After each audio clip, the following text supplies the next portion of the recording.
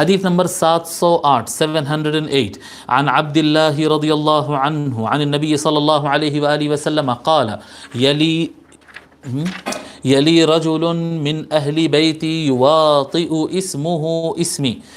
حضرت عبداللہ ابن مسعود رضی اللہ تعالیٰ روایت فرماتے ہیں کہ نبی اکرم صلی اللہ علیہ وآلہ وسلم نے ارشاد فرمایا کہ میرے اہل بیت میں سے ایک شخص والی ہوگا، خلیفہ ہوگا.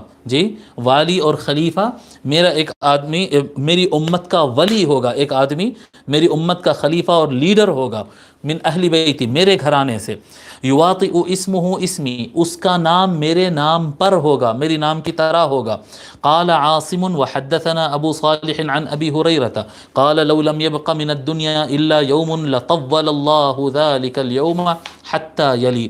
اور ایک حضرت ابو ہریرہ رضی اللہ تعالیٰ عنہ سے مروی روایت میں آتا ہے کہ اگر دنیا میں سے کچھ نہ بچے، جی ٹائم نہ بچے، اگر دنیا میں ٹائم نہ بچے، ایک دن بھی اگر باقی رہ جائے تو اللہ تبارک و تعالیٰ اس دن کو اتنا لمبا کر دیتا ہے یہاں تک کہ وہ میرے گھر کا ایک شخص خلیفہ بن کر ہی رہے گا. یعنی ایسا کوئی تصور نہ کرے کہ کیا ہو رہا بیٹے،